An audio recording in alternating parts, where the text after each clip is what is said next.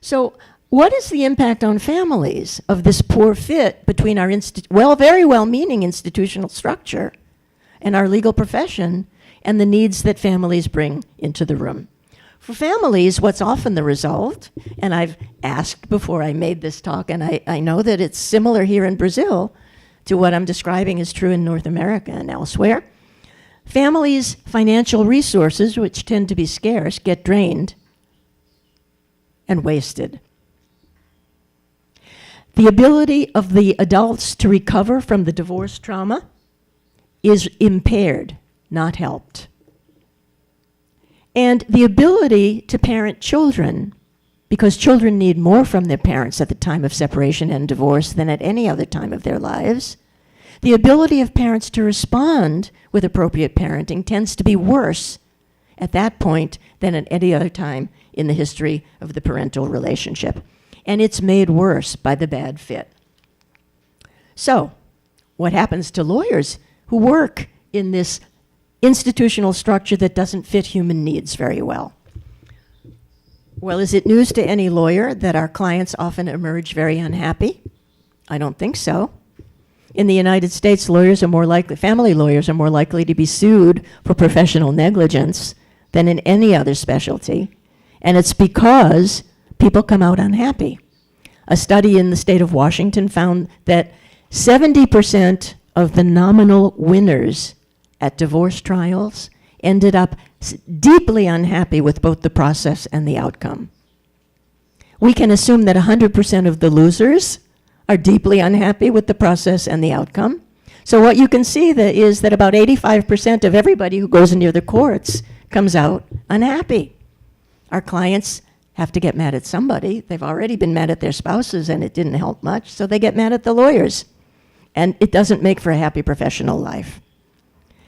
Oftentimes, what we need to do as lawyers doesn't match very well with our deepest personal values, and so we experience a split between what we have to do at work and what we do at home. And therefore, we don't feel integrated. We feel divided against ourselves.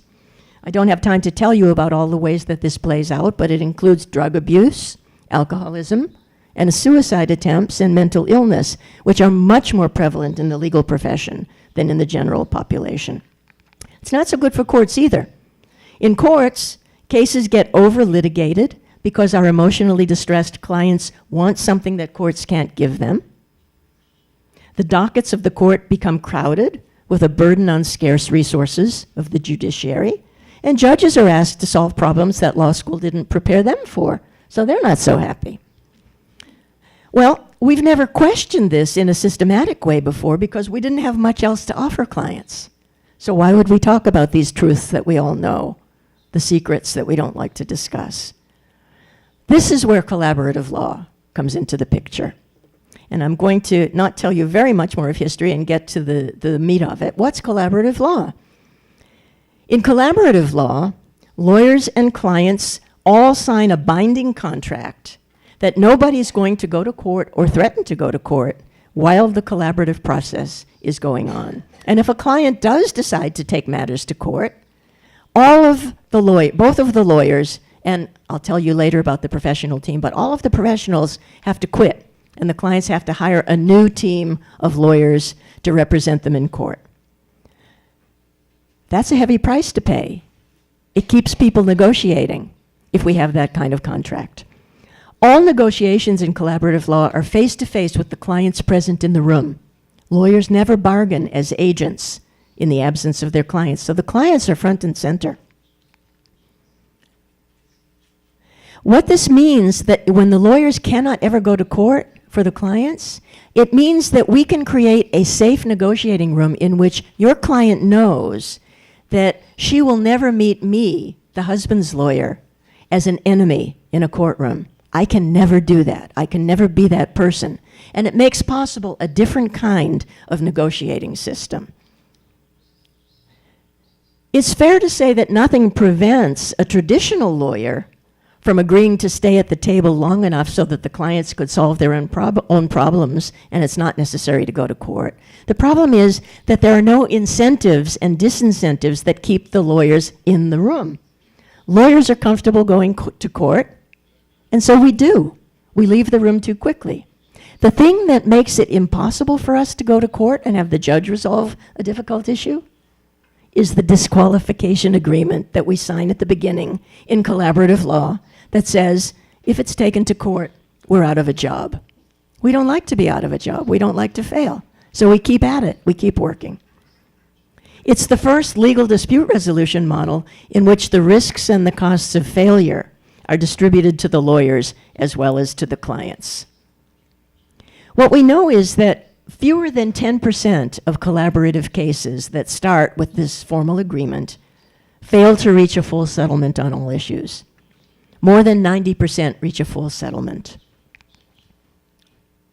Now, I've told you about collaborative law, which is what lawyers do, but what we're teaching here in Brazil is interdisciplinary collaborative team practice, and I'll quickly tell you about that. This is a team method in which lawyers and mental health professionals and financial advisors share the responsibility for delivery of professional services to the clients. Why do we have those three professions? Because if you think about it, every family has needs that fall in those three areas.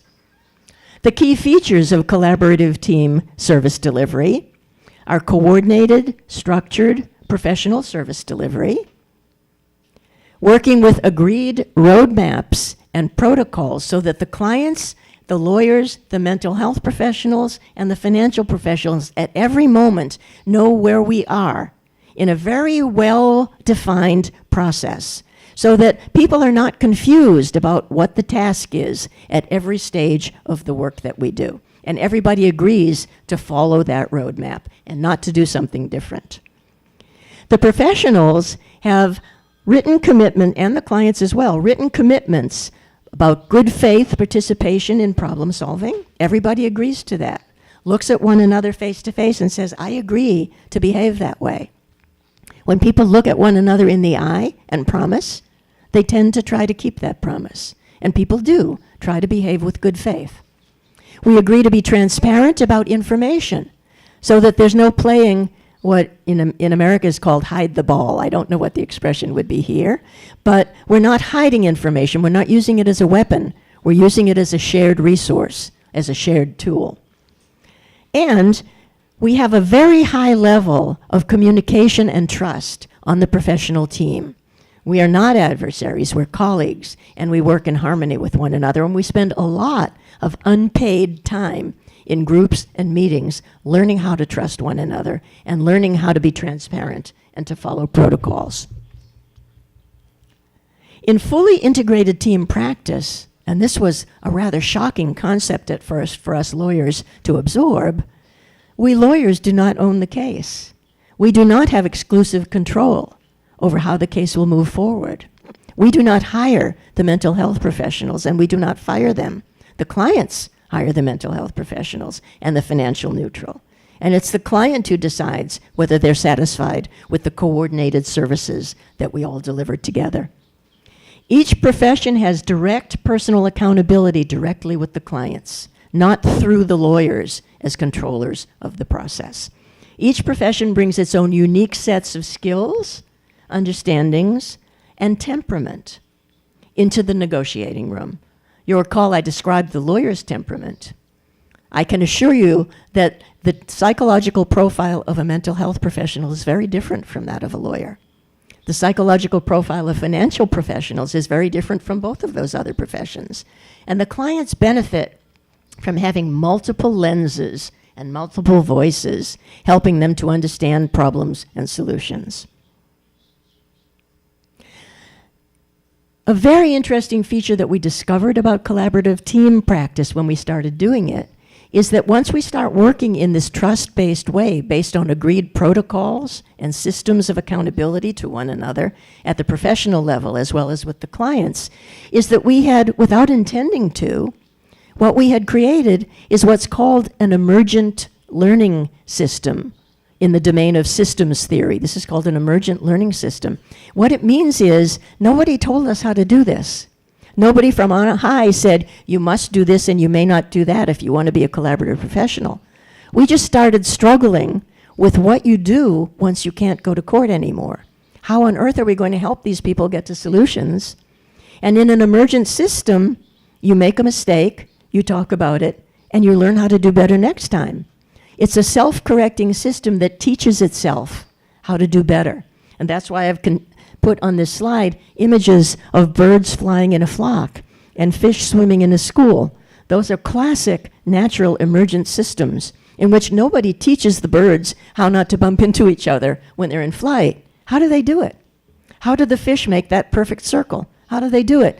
They do it by watching very carefully what's going on and correcting in very small ways the mistakes that they make. And suddenly a system happens that's much more elaborate than anyone could have designed intentionally. And that's what we have, the elegance of collaborative team practice. Our goal in collaborative practice is not just signatures on pieces of paper. Lawyers tend to define settlement as getting people to sign something on paper.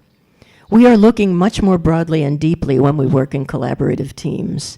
Our goal is deep, durable resolution of that whole pyramid of issues, as many of them as the clients want to bring into the room, because we're not constrained by what judges are allowed to issue orders about. We can bring anything into the room that the clients wish to discuss and are willing with our help to try to resolve.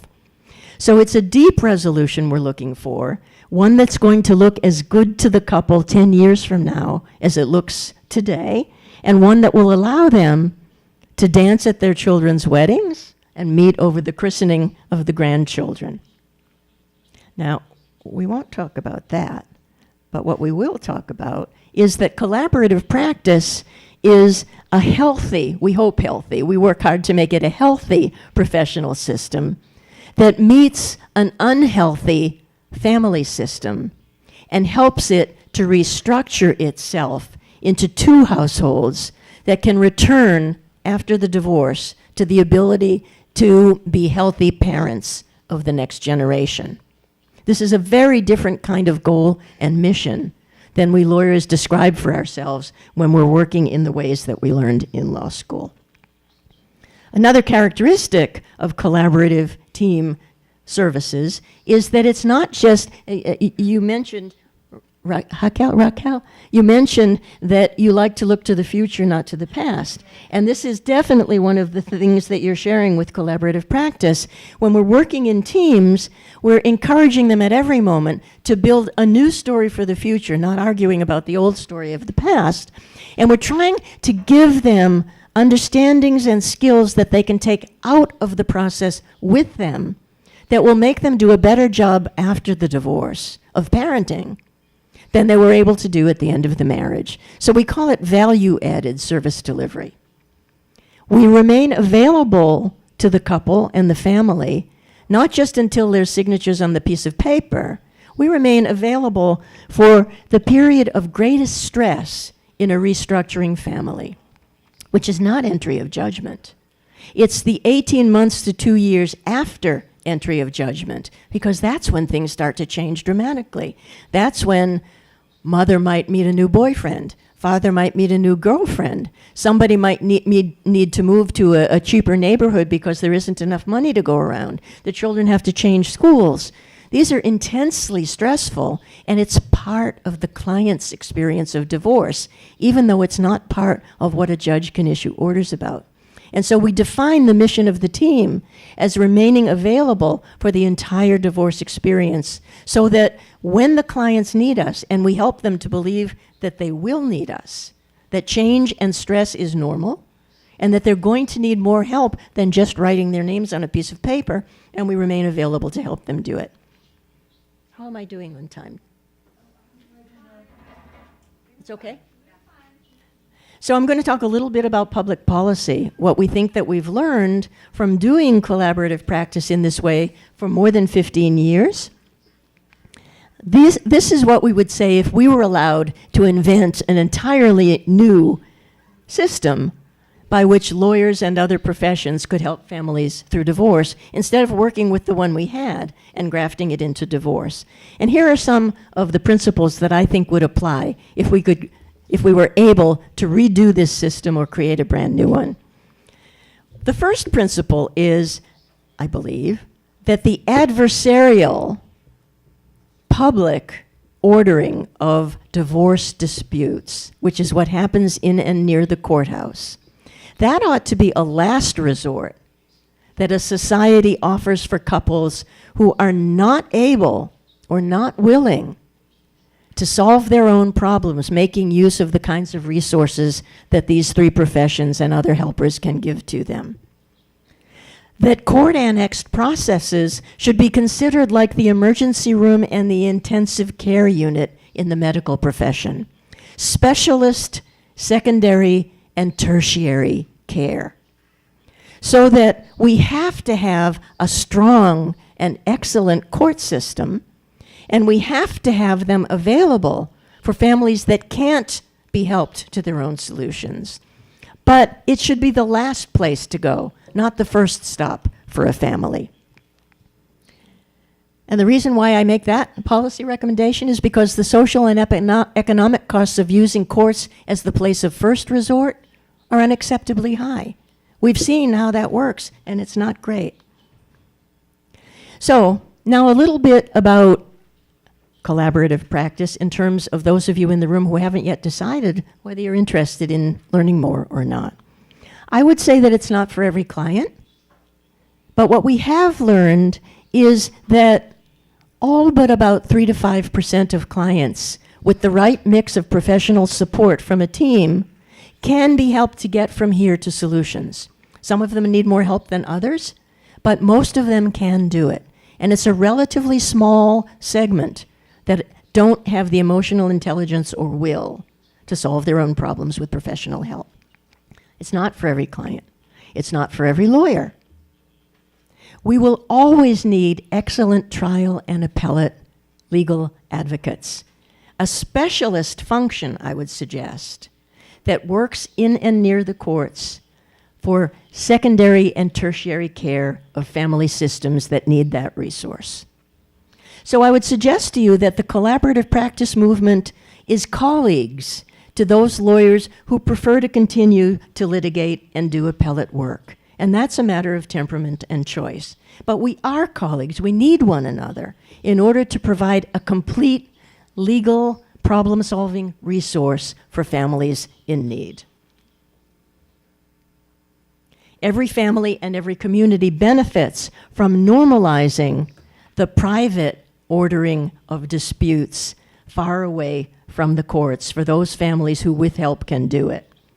Offering those services helps a couple to move away from the shadow of the law as the frame for what can be discussed, and helps them rise to the highest level of shared values that they can identify with the help of their team of lawyers, mental health, and financial professionals. And then, if that's not sufficient for them, less than 10% of them won't be able to do it that way, then we can refer them to the excellent lawyers and appellate advocates who will need to be there. What are the benefits to lawyers? We can see what the benefits to clients would be of a well-established system of collaborative lawyers working hand in hand with lawyers who choose not to. But there are benefits for lawyers. We know that the clients who succeed in collaborative divorce are much happier than clients who work in other methods, because nothing happens that they don't agree to, and no one pushes them to make an agreement they don't want. Because we're not looking for quick pieces of paper. We're looking for deep, durable resolution. And it's not done until both clients can say, I understand, I see, I accept. Those clients don't get angry at the lawyers. They actually hug us. Both clients hug both lawyers when we finish a successful collaborative case. Secondly, most divorce lawyers have trouble collecting all of the fees that they charge to the clients because the clients are angry at them, and the fees are astronomical.